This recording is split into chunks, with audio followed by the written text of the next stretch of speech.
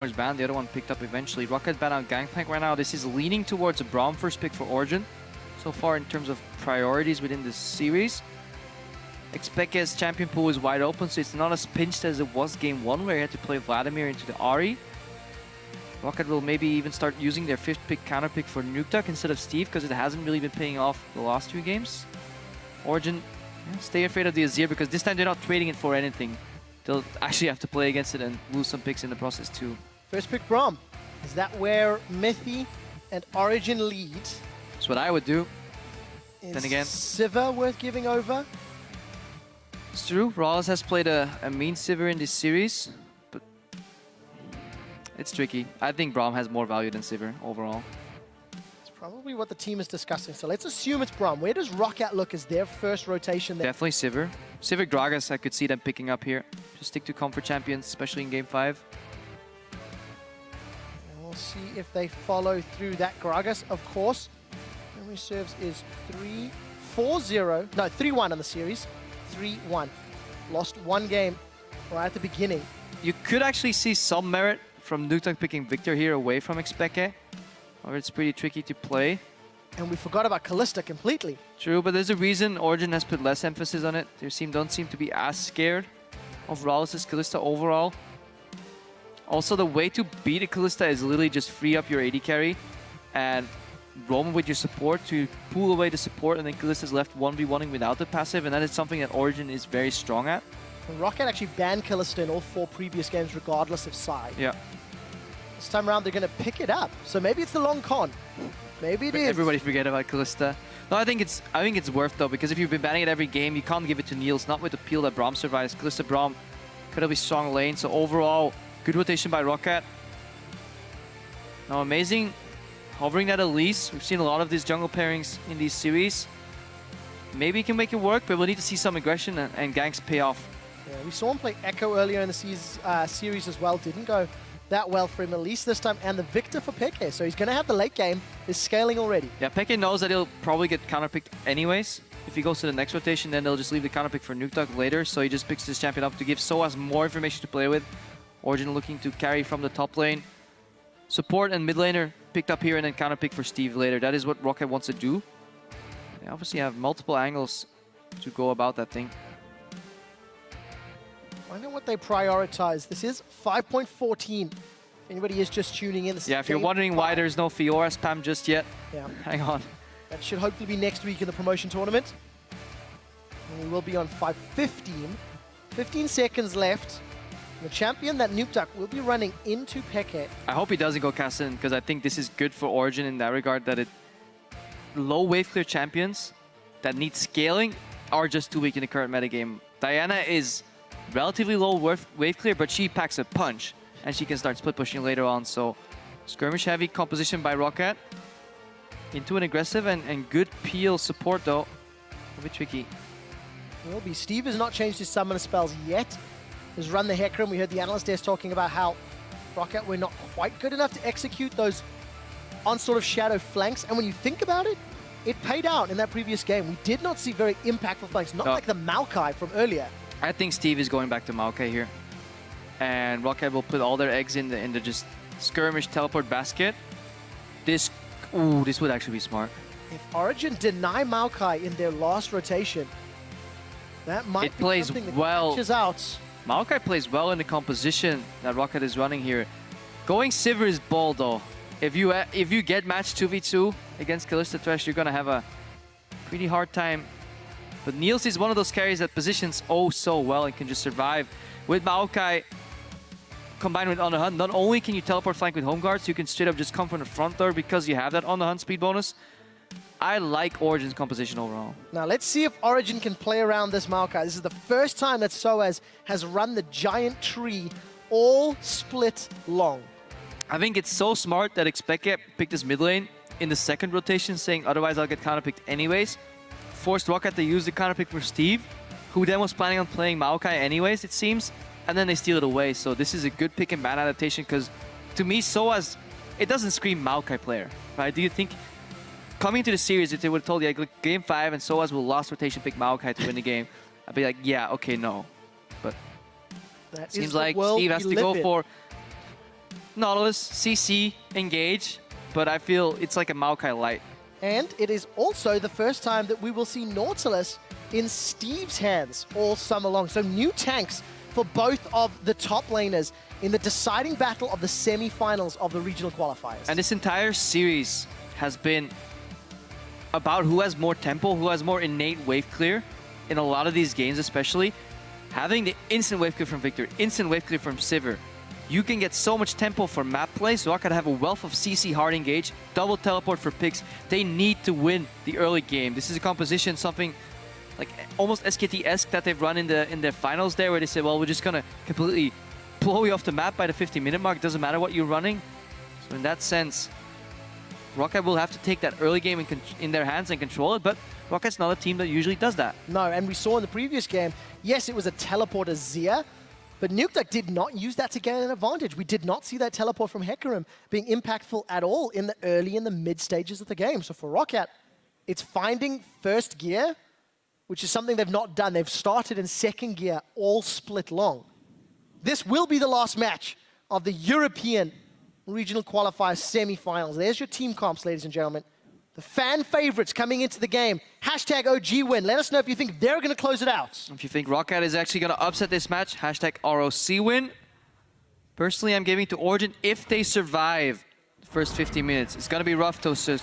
There's a lot of damage and crowd control coming out of the ROCCAT lineup. Do not underestimate it at all, especially in this 1-3-1 situation. However, they don't have a wave clear. If they fall behind, nobody can take up the job from wave clear mid, unless it's the Diana, but the same token as it was with the Azir, she can get pushed out the tower before she can even wave clear. I want to see Origen play the same early game they did in the previous match. Rotating quickly to get those outer turrets down. Gain an early lead. That might be a way to overcome the power. Braum passive from Winter's Bite. That could be the stun onto Steve. The sapling's going to go for the slow. That's one tag. Look for the fourth, 2, 3. One more for the stun. Steve's going to make it to his tower. And Origen are going to keep pushing in. ROCCAT, they've responded though. Crepo, we're going to have an action-packed start to game 5. Vander gets a flay onto Amazing. The supporters coming in from the rest of ROCCAT. And I don't think you want to do that, ROCCAT. You don't want to fight into a Sivir, Braum, Victor lineup. It is too easy for them to do AoE damage, and the one target that's in the front is going to be Braum passive, concussive blows. You leave the jungle with a headache. No counter vision right now. This is the problem. If you take a fight and you lose it, not only do you yield complete vision in your jungle, you don't get anything in return. ROCCAT could have easily shifted towards the other side of the map and went for a lace-up. Now they're guessing. They're in the dark. We'll find out how lucky their guesswork can be. Because we've seen fairly low impact early games. Standard lanes, a couple of them, 2 lane swaps immediately following. See, Niels, he doesn't have to guess. He's waiting for information. He sees Vander. Now he's going to spot the Kalista from Mr. Rawas, and he says, okay, you guys are top lane. I'm going bot lane. Yeah. Standard duo jungle leaves Soas the option to go wherever he wants. He's going to tag team together with Amazing right now and just jungle together. Niels is going to the bot lane a little late. And then Miffy's just going to go exploring. That's what Mithy likes to do. Dora, the explorer. Yeah, likes to move around the map. And that's something that is actually important to note. With Niels on a strong wave clear ADC and Mithy on that strong roaming support, there is, once again, opportunities for him to make plays once he unlocks Niels in this lane. For now, we'll be sticking with him. As you can see, Mr. Riles and Vander up top, and the 2 junglers in the respective jungles. I'd like to see Vander just base right here, defend the dive, because Amazing and Soas have to come all the way from the left side of the map to the bottom side. Niels is soul pushing this wave. It's going to go in the bottom lane. ROCCAT could opt for a 3-man defense. Gragas, Nautilus together with Thresh could prove very hard to dive overall. Yeah, but look at this middle lane. Mithy has already roamed. Gets an auto attack down. 2 procs, 3. Stun from Concussive. The Ignite is out. Nukeduck's ticking 100 HP. I don't think he's going to dive. Steve is looking to reply. Mithy's going to get the stun once more. Here comes Vander as well. It's a party in the middle lane, and ROCCAT has invited everybody. The barrel goes out. Mithy's going to eat that death sentence down to 300 HP. He's now burning away from the Ignite and peeling away. The fight continues. 3 versus 3 or 4. Hell, there's even a teleport coming in from Steve. Nope, Nukeduck. Take it back. It's Nukeduck. 2 teleports in the game. Nukeduck arrives back in lane. And the action subsides for now. The problem is, if you can force a lane swap situation where you peel away the support, Kalista is rendered useless. She has no tower pushing abilities, no AoE wave clear. She doesn't get to use her passive, her trading potential at all. Yes, she gets levels, but who cares? Sivir is getting a free early game right here, so overall, Origen is doing fantastic in terms of where they get the members, and that comes all down to the level 1 play. That she could do the move where they had Soaz selling the fact that it was 1v1, Braum comes out, forces out the Nautilus, get the invade, and Origen set up beautifully for, an early game lead. So, strong advantage if they can defend this tower. Origen have moved up. Soaz and Mithy got the saplings, and Soaz is even going to juke the death sentence with that twisted advance. Origen sitting comfortably with a 1 tower lead, with a gold lead, and they're going to have wave clear for days with that Victor, with that Sivir. And look at poor Steve. Level 2 has to walk down the bot lane to a wave that is pushing into Niels. So he'll take maybe 6 CS and then he'll have to leave that lane immediately because he has no vision. He's at risk of getting ganked. So yes, he's level 3, but falling behind Soaz yet again. Look, he walked all the way down his lane, killed the creeps, and now he's basing. Difficult situation for Steve, but it's one that he's been in many times this split. We've seen a bunch of parties in this middle lane. Oh, hey, Apollo. He is enjoying the LA viewing party.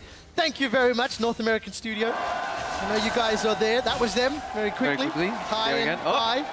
Definitely saying hi, enjoying the show. Cloud9 versus Team Unfold will follow. Where's LA? Here's LA. Peekaboo. Peekaboo, we see you. And I guess I'm going to say thank you to the fans, and I'm going to apologize to Team Impulse and Counter Logic Gaming for added tension. Anyways, we're going to focus back in the deciding match of our semi-finals. Niels and Mithy trying to stall or freeze that lane a little, but it'll slow push back towards Mr. Riles and Vander, and there's no tower to fall back to, so that could be an opening for Amazing if Riles and Vander stick around. Yeah, and Expected will have to be careful though. If he ever gets caught by one of these blades from Nuktuk, he will just jump in and completely wreck him. So max range wave clear is the name of the game. Niels has to survive. This bot lane's pushing out right now. So Vander and Riles could try to go aggressive, but there's a teleport available on both Steve and Soaz. So we talked about no tower bottom. Here comes Amazing. The slow's connected on Vander. The death sentence connects on Mithy. There's a body slam as well. Mithy's going low. Summoner heal comes up. First blood to release the champion that's not had an impact this series. And there'll be a second kill for Niels onto Riles. AD carry takes out the AD carry. Jankos is able to retreat and no TPs down bottom. Yeah, both top laners can cancel each other, so then it matters only who's winning that fight initially. And that was Origen. Braum passive just in these extended skirmishes, just proving why this champion is much more useful than Vander. Vander got focused down, stunned immediately. Kalista couldn't do any damage because it was all focused on Mithy. Once he goes low, he steps out of the fray. Good gank here, and this all snowballs from the early game. Yeah, and Crepper, you said in early game, ROCCAT needed to get ahead. Maybe killing Amazing will help out. So he's going to repel up, drop back down onto Nuktuk. Wow, Mithy's even going to find the stun. Surprise! He's cut Nuktuk off. The lantern's available, but it's not being clicked. Mithy's body blocking it. The death sentence will be followed through, but it doesn't matter. Mithy with the exceptional positioning. Jankos now finds himself in front of Niels, and Origen have a 3,000 gold lead at 7 minutes. ROCCAT have completely run out of fuel. They're crumbling under the pressure. The pick and ban was risky because they had to make the early picks, but due to the genius invade early, trading deep vision for nothing, Origen got the lanes they needed. This would have been an entirely different game if we had 1v1 matchups in all the lanes, but Origen playing the lane swap to the perfection. That early roam from Mithy to the mid lane got Expected the window that he needed, and ever since that one moment, ROCCAT with 1 tower behind in the push and at least 2 steps behind on the map, and Origen capitalizing beautifully. Sivir, being played by Niels, now has a BF sword and a pickaxe versus the Vamp Scepter from Kalista. It's going to be such a long time before Riles is going to be able to go toe-to-toe. 12,400 gold to 10,400. That extra chunk was earned by ROCCAT securing the tower up top. And Mithy picks up Moby Boots and a couple of wards. He doesn't need Sidestone. All he needs is Moby Boots to quickly get into the positions where he needs to get the most value out of those few wards. And that's what he's doing right now. They shift away Riles again. Even though he has an item advantage, he doesn't want to lane against Mr. Riles at all. Niels going top right now. That BF pickaxe just taking out that tower. It's incredibly slow for Mr. Riles and Vander to fight Soaz in his bot lane. They're not going to get this tower. Whereas the top lane OG can instantly just wreck that tower. No threat from the Nautilus at all, unless Jankos shows up. That's amazing job. Find Jankos, neutralize him. Let's see. Amazing's up in the top half of the map. Jankos will show down bottom. And Soez has got no teleport to work with. So Niels take one extra wave to kill a tower. The help of Jankos means this tower will be equalized. And there's going to be some assist gold shared around. So they've traded outer turrets top and bottom. Look at Peke. Wow. Nuktuk's taking blue buff on his own, so that leaves mid lane exposed, and Origen opening up the map. Gravity field for zone. Nuktuk has to take the scenic route to Summer's Lift. He's losing half his mid lane tower. Niels can just go mid right now or top, wherever he wants. Whatever his heart desires, it is available to him. And so much respect to Origen for looking at the team compositions and the play styles of the series. Adjusting to pick waves that can, or lanes that can shove, that can push. Denying the Maokai from Steve, somewhat predicting that from picks and bans. And we're back in the mid lane. This is not a replay. This is live, and this is another fight that's breaking out. Depth charge is going to catch out Peke. The death sentence will follow as well. Mr. Rolls is the one that gets the kill credit. That's very important. Niels is now trying to retreat, but he gets caught by Nukeduck. Vander gets thrown in. I think the death sentence hit a minion. I wasn't quite sure about that. Kill back for ROCCAT. Yeah, that's what ROCCAT wants to do. Skirmish, kill Origen, remove their wave clear, and then go for the tower. They only get one kill, using all their ultimates, and most importantly, they don't tie any objective to that kill. So yes, it looks like a convincing fight. However, it's only one kill, couple hundred gold overall. Doesn't all get them too much, and they actually lose the momentum too because they all have to base. Spec is going to come back mid. There's a good possibility that this mid lane tower is just simply going to drop dead. Especially if Niels sticks around. Picked himself up an Avarice Blade as well. We're 10 minutes in. He's got a BF Sword, Pickaxe, and Avarice. And Jankos has even denied his red buff. So I said thank you very much for the leash. I'll take that. Happily. Vengeful Maelstrom and a couple of autos. And look at how long it takes for Mr. Rawls to push out this bot wave. Nukeduck has to use all his spells to push out mid. Such a slow tempo match because you don't have innate wave clear. It's so easy for Origen to speed up the game. Do I want to go mid? Sure, I'll push out bot. It takes me 2 seconds if I'm Rawls. It takes me 1 second if I'm expecting. Even Maokai has a really quick push if he pops ultimate, so Origen can just rotate around the map much better, and then they can use that jungle combination with support for extreme amount of vision control. What a difference Mithy is showing this game in terms of map presence.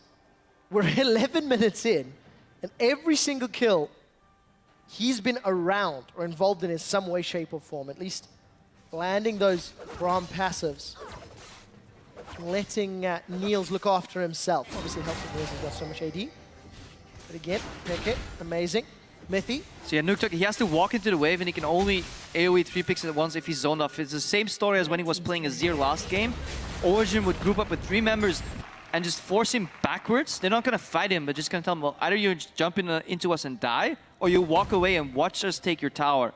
ROCCAT obviously need to cross-map somewhere else, but they don't have the push or siege to deal with anybody defending these towers.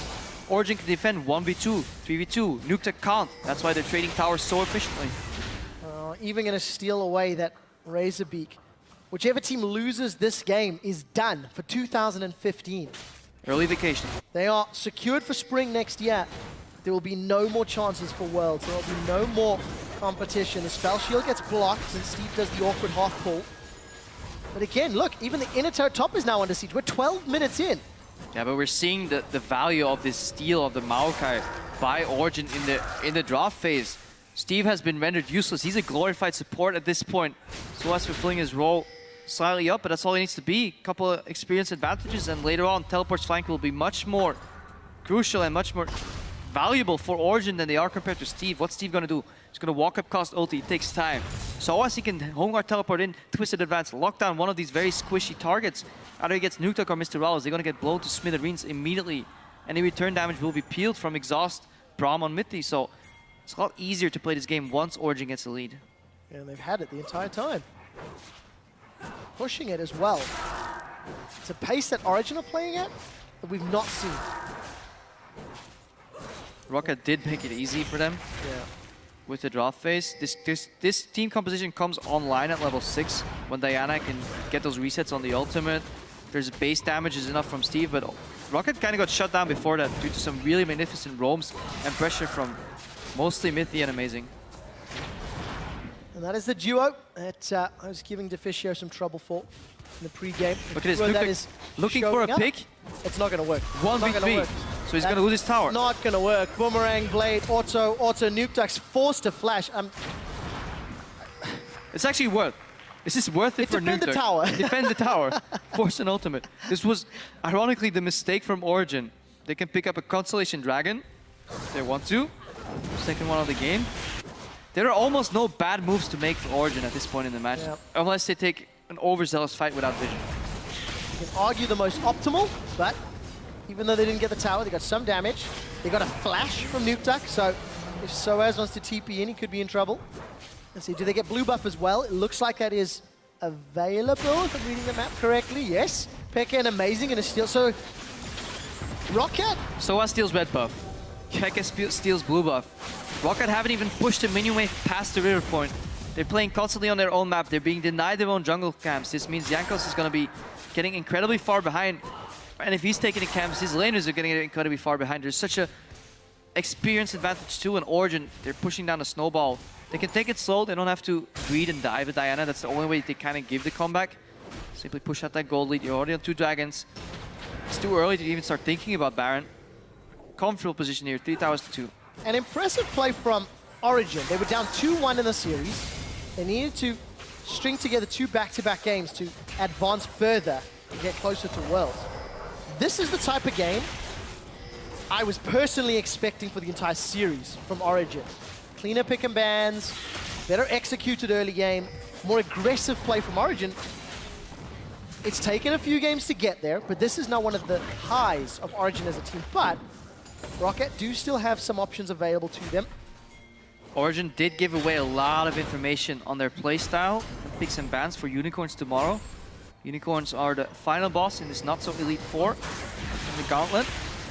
Again, another red buff steal here from Origen, just really snowballing that map lead. They're not going for any picks, they're just simply taking away the jungle piece by piece, camp by camp, and then threatening once they see everybody on the map, then they can make their move. Calculated.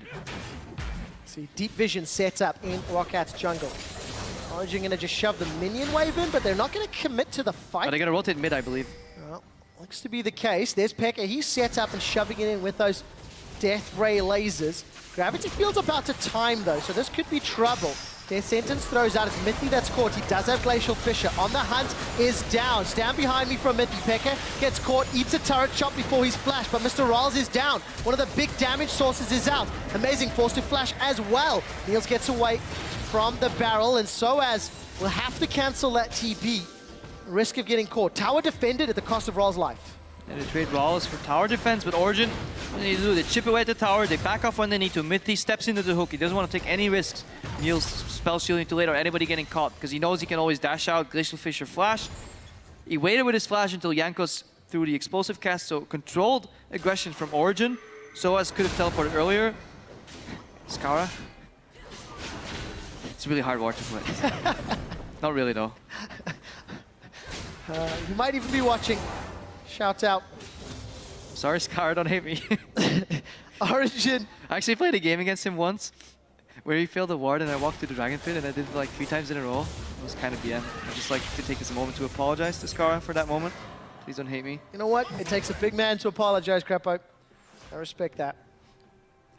Back to the game. Where Origen are 4,000 gold up. They're 3 towers to 2. But they've tried to siege that middle tower twice now, and twice it's been defended. It cost a flash from Nuke Duck previously.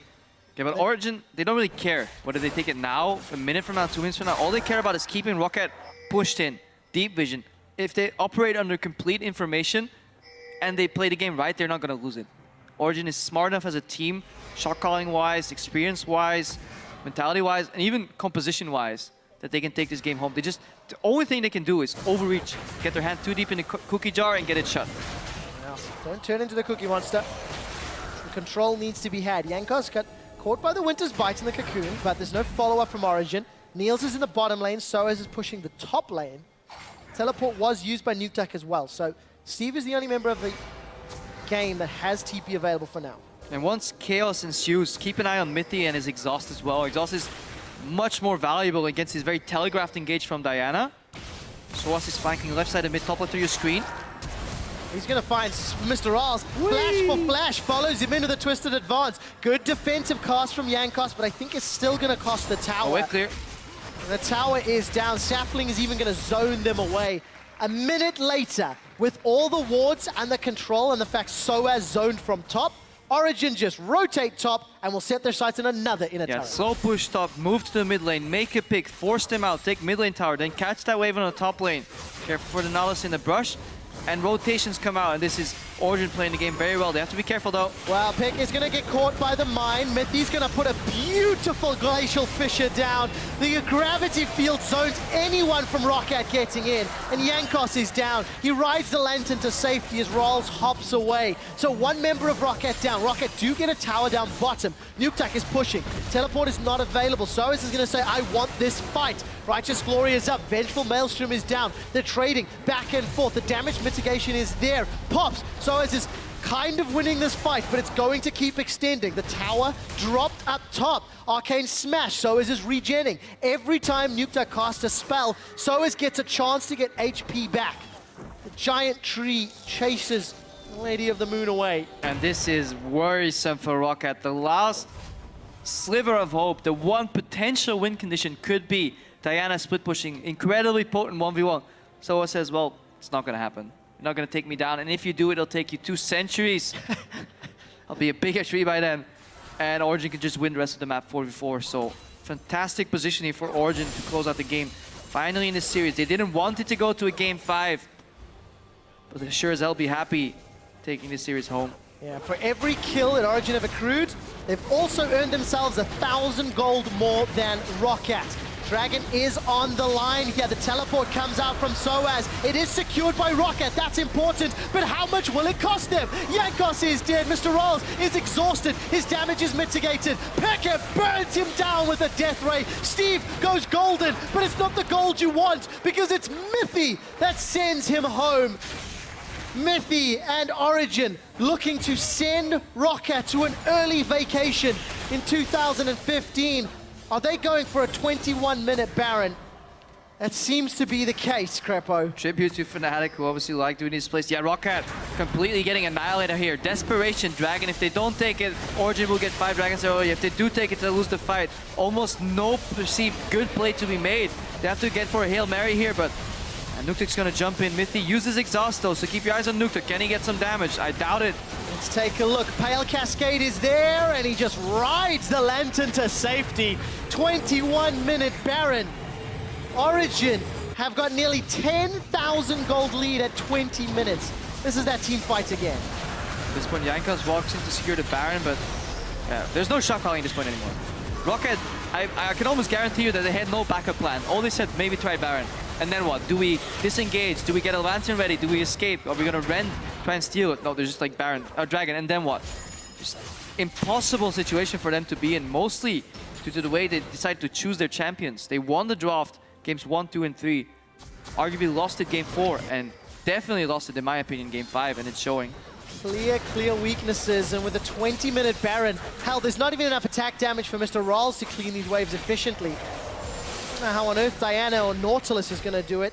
If only ROCCAT managed to capitalize on that 4,000 early game gold lead they had against Origen game 1, where they allowed a 0 wave clear composition with 3 split pushes and no mid laner kinda to come back into the game.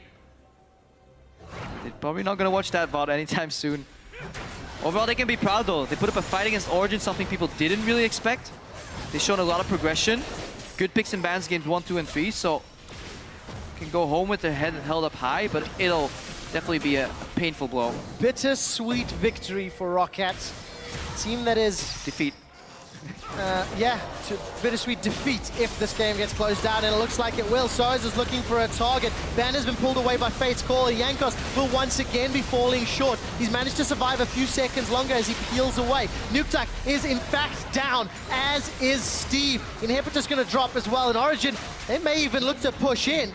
Let's see how confident they are. It's 23 minutes into the game, Crepo. Origen are onto Nexus turret number 1. There is nothing that ROCCAT can do. That kitty cat is being sent home by Origen with a final score of 3-2. And Origen will face the final boss, Unicorns of Love, with one more shot at the World Championships.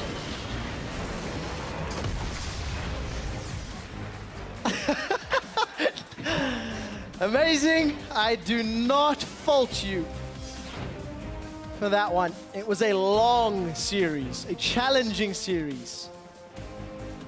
Why would you power walk off stage when you can crawl? That's what it took for Origen to get through this game. Very, very clean game. 11-1. Ended the game with 10,300 gold in the lead.